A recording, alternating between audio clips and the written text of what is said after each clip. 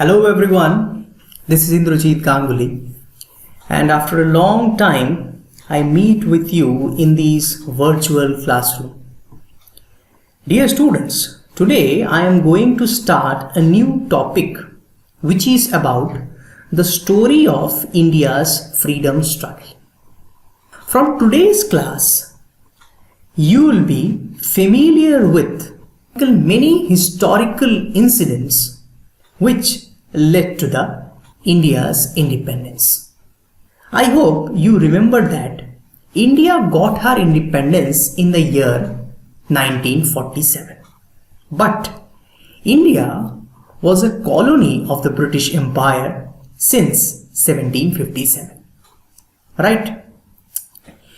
In the previous chapters, you understood that how Indians regularly oppressed, tortured and exploited in the British Empire, and the series of pain and poverty led to the Revolt of 1857, which is also considered as the first war of independence, right?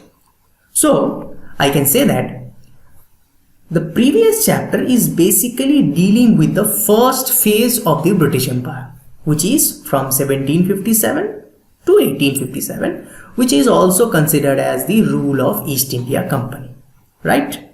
But our next topic, today's topic is basically dealing with the condition of India after 1857, and it will be ended in the year 1947. So last phase of the British Empire will be covered in this topic. So let's have a look on to today's topic.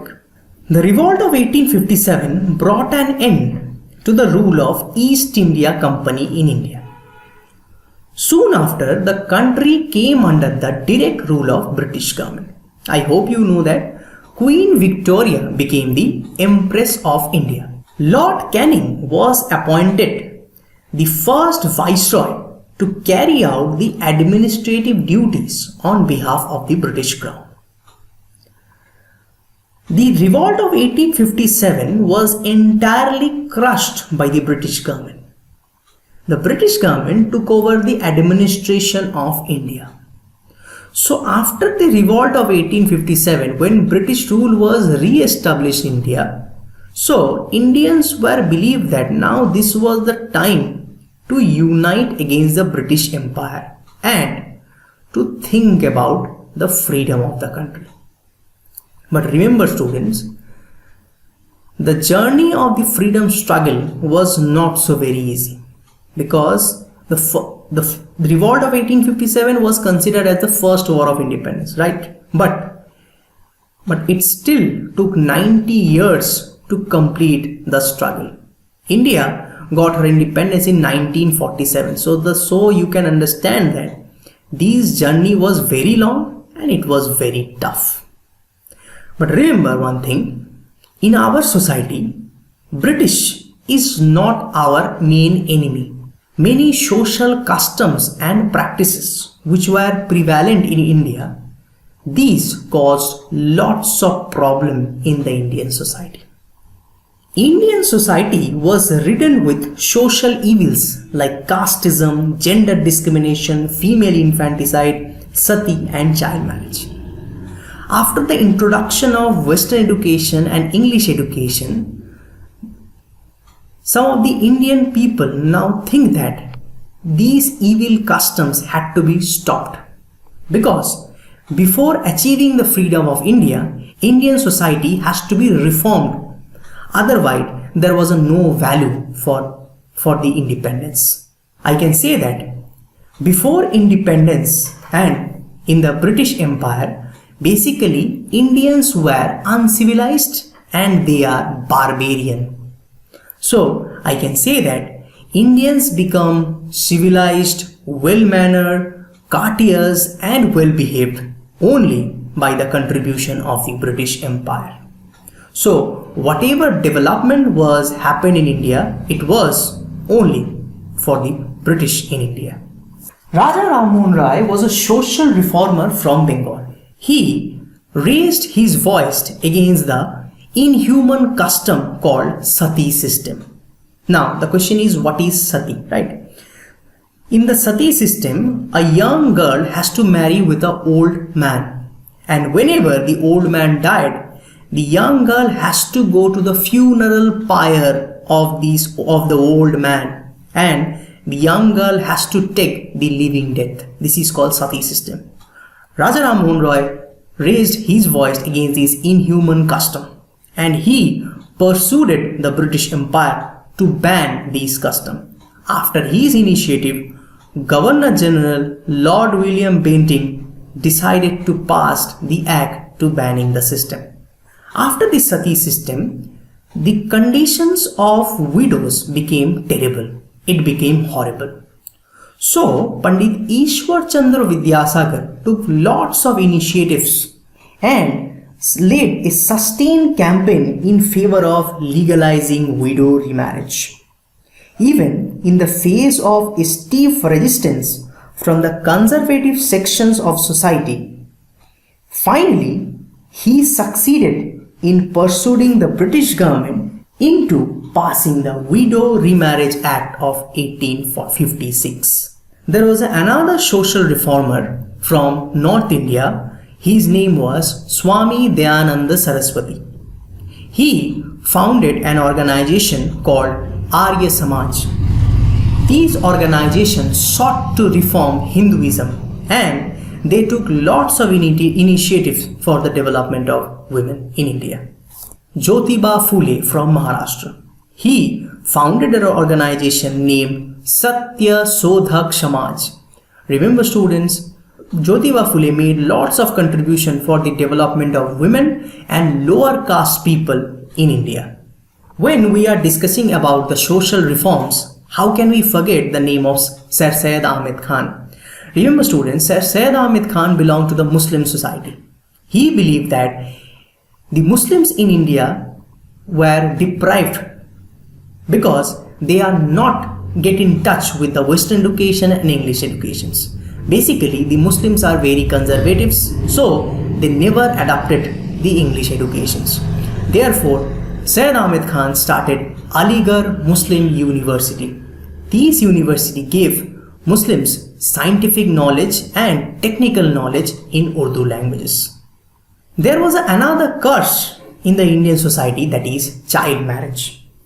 You will be surprised to know that there was no fixed of a age of the child in India. In 1891, the first act was passed regarding the child marriage, and it fixed the age of the marriage was 10 to 12 years. Can you imagine? In 10 to 12 years, you are basically studying in 7 or 8, and this was the minimum age of marriage in the year 1891. Finally, in 1929, Child Marriage Restraint Act was passed. This act was also known as Sharda Act. By this act, the minimum age of girl to marry was raised to 18 years, and for the boys it became 21 years. Some of the British reformers, they took lots of initiative for the development of the condition of women in India. There is a British reformer whose name was John Eliot Drinkwater Bethune. John Eliot Drinkwater Bethune. You will be surprised to know that the first girls' school in Calcutta was set up on the initiative of Bethune, and it was known as Bethune Collegiate School. And it is, remember, it is the first girls' school in India. Remember students, the British administrative and economic policies united India into a nation. For the first time, all sections of the Indian society faced a common enemy and a common method of exploitation. Western educated middle class first feel the humiliation and evil effects of the British rule. The British practiced racial discrimination against the Indians. The Indians were not allowed to enter into the European clubs and not even permitted to share the same compartment in a train with the European passengers.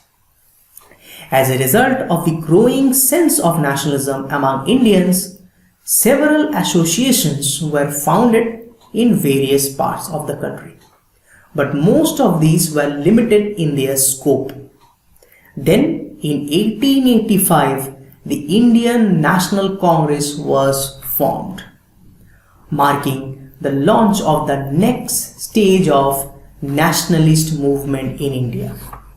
Remember students, the Indian National Congress was formed by an English civil servant whose name was Alan Octavian Hume. Very important for 1 mark question. Who founded Indian National Congress? Alan Octavian Hume. I think before election you have heard about the name of a Congress party, right? This Congress party is the same Congress party which is founded in the year 1885 by Alan Octavian Hume. Now you can ask me why an Indian organization was founded by the British. Basically, in the initial stage, the Congress party was established by the British government to settle the grievances and dissatisfaction among Indians. And these settlements were done by the early leaders like Surendranath Banerjee, Firoz Shah Mehta, Badruddin Taibji, Dinshaw Wacha, Gopal Krishna Gokhale, and many more. These leaders took a very soft approach towards the British Empire. Their policy was based on prayer and petitions. These leaders trusted the British government and believed that the British would accept their demands. Remember students, these leaders also did not wanted to challenge the British Empire or did not wanted to think about the end of the British rules. These leaders basically known as the moderate leaders. Later on, some of the leaders of the Congress party, they did not like this soft approach towards the British Empire. Some of the leaders, there are many leaders are there in the Congress party who basically hated the British Empire and they wanted complete independence from the British government. These leaders known as the extremist leader of the Congress party. These leaders comprising Lala Lajpat Rai, Bipin Chandra Pal and Bal Gangadhar Tilak. This trio is famously known as Lal Bal Pal. So what was the basic difference between moderates and extremists? Moderates are basically soft-spoken. They believe in prayer and petition policies. They never wanted to end the rule of the British Empire. While the extremists, they believe in the full independence. Finally, different opinions of the moderates and extremists became broader, and finally, the Congress party split in the year 1907 in the Surat session, and this was recognized as the Surat split. Okay, this is it for today. In my next class, I will discuss with you how the about the proceedings of the India's national movements. Thank you and have a nice day.